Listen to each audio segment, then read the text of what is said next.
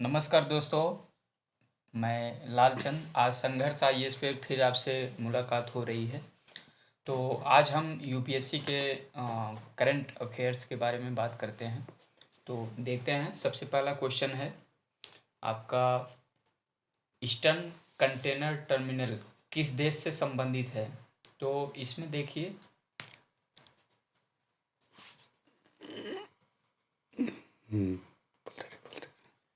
सबसे पहला ऑप्शन है आपका भारत है, उसके बाद श्रीलंका है, उसके बाद ईरान है, उसके बाद सऊदी अरब है। तो इसका ऑप्शन जो है आपका श्रीलंका बी होगा।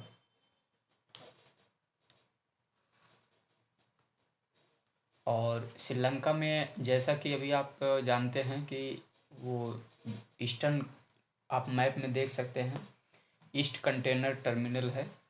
और यहाँ पर जो है भारत, श्रीलंका और जापान, तीन देशों के साथ मिलके जो है ये टर्मिनल बनाने का जो है एग्रीमेंट किया गया था। और ये न्यूज़ में इसलिए हाईलाइटेड हुआ है क्योंकि अभी जो है श्रीलंका सरकार ने जो है इसको जो है एग्रीमेंट तोड़ने की बात की है, जिसको जो है जापान और भारत दोनों ने जो है इसका विरोध किया है। और श्रीलंका सरकार से जो है बातचीत चल रही है कि इसका क्या समस्या है, मतलब उससे बातचीत चल रही है कि एग्रीमेंट में क्या दिक्कत है।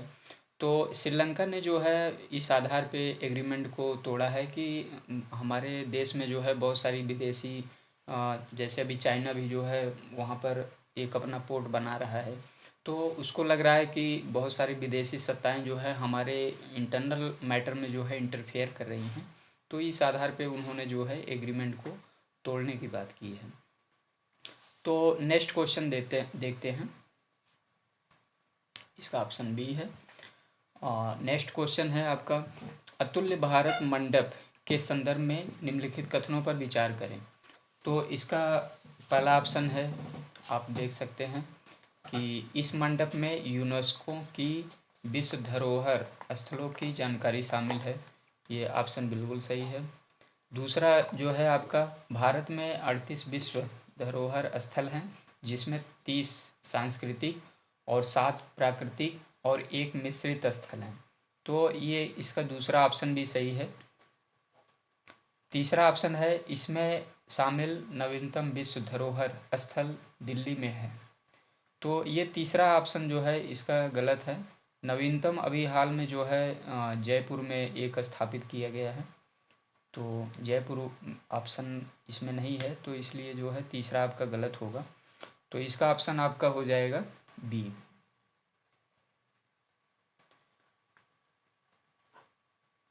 अब नेक्स्ट क्वेश्चन देखते हैं, अमेरिका स्थित लॉरिंग कॉमर्स सेंटर से स्टारडस्ट 1.0 के प्रक्षेपण के संदर्भ में निम्नलिखित कथनों पर विचार करें। तो इसके बारे में देखते हैं, ये भी बहुत हाईलाइटेड मुद्दा था। और इसलिए क्योंकि इसका पहला देखिए कि यह जैव ईंधन चालित पहला वाणिज्यिक आंतरिक प्रक्षेपण बन गया है। ये जैव ईंधन पारंपरिक रूप से इस्तेमाल किए जाने वाले रॉकेट ईंधन के विपरीत पर्यावरण के लिए अहानिकारक हैं। मतलब इसके पहले जो है जो मतलब जो लॉन्चर होते हैं उसमें जो इंजन ईंधन जो डिसाइड किया जाता है, तो रॉकेट ईंधन पहले प्रयोग किया जाता था। लेकिन इसमें जो है जैव ईंधन का प्रयोग इस बार जो है किया गया, इसलिए जो है विशेष रूप से हाईलाइटेड था। तो जैसा कि आप जानते हैं, जैव ईंधन जो है इसमें आप जो गले सड़े जो जीव जंतु होते हैं या कोई मतलब पेड़ पौधे जो सूख जाते हैं, उनका जो है सब उसी से जो है जैव ईंधन बनाया जाता है। तो ये 3 चरणों में जो है जैव ईंधन भारत में प्रयोग किया गया था।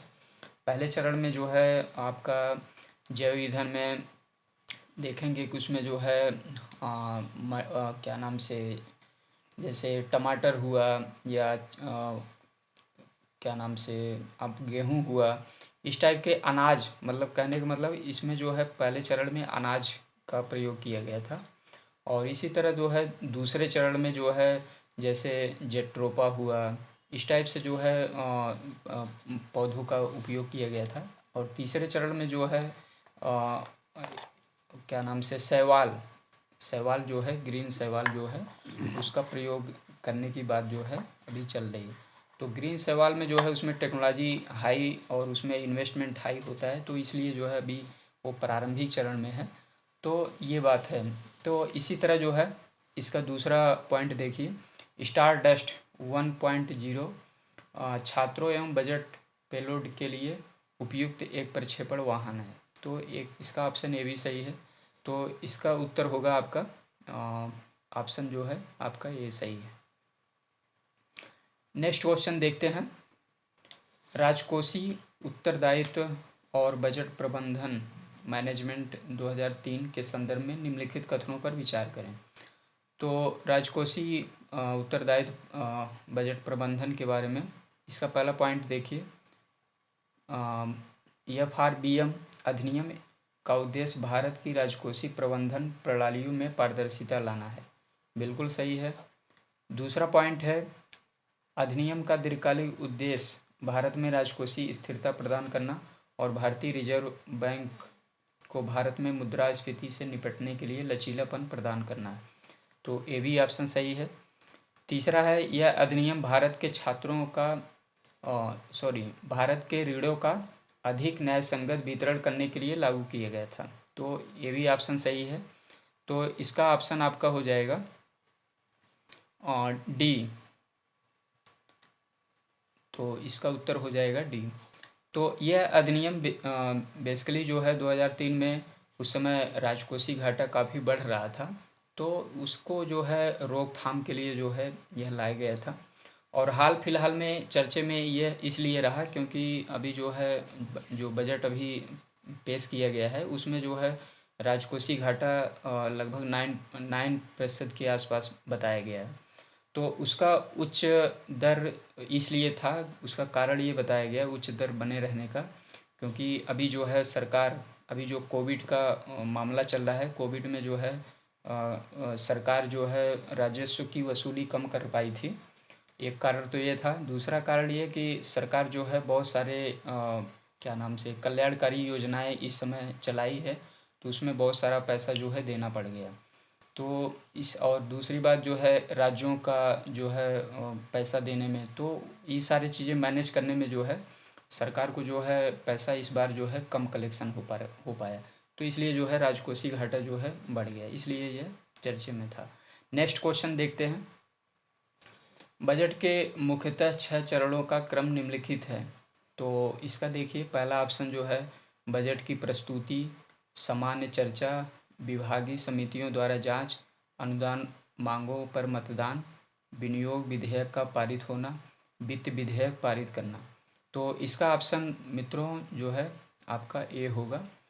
तो बजट जो है चर्चा जब होती है तो सबसे पहले संसद में जो है बजट प्रस्तुत किया जाता है।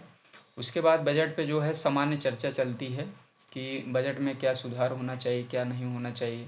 तो सामान्य चर्चा के बाद जो है उसको संसद अगर मतलब सहमत होती है कि इसको समितियों द्वारा दिया जाए या आगे बढ़ाया जाए, तो जनरली जो है बजट काफ़ी लंबा होता है, तो इसलिए उसको जो है विभागीय समितियाँ, कई समितियाँ बनाई जाती है, तो उसको सौंप दिया जाता है। और उस पे जो है बजट पे काफ़ी माइन्यूट लेवल, एक माइक्रो लेवल पे जो है हर जगह पे जो है जांच पड़ताल होती है। इसके बाद फिर चौथा ऑप्शन है अनुदानों पर मतदान किया जाता है। फिर उसके बाद अलग अलग सेक्शन में, अलग अलग डिपार्टमेंट्स में कितना पैसा चाहिए, कितना बजट चाहिए, तो उस पे जो है मतदान होता है आपका। मतदान हो जाने के बाद जो है वो स्वरूप जो है बजट का विनियोग विधेयक के रूप में जो है पारित किया जाता है संसद में। तो इसके पारित हो जाने के बाद जो है वो वित्त विधेयक के रूप में जो है स्वीकार हो जाता है। तो इसका ऑप्शन जो है आपका ए होगा।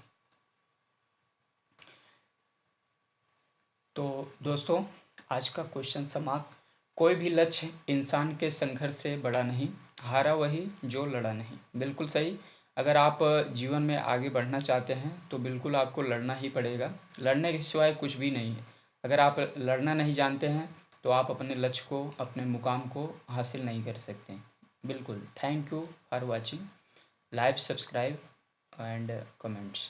कोई भी क्वेरी हो आप कमेंट्स करें और हम आपका उसका उत्तर देने का यथासंभव प्रयास करेंगे।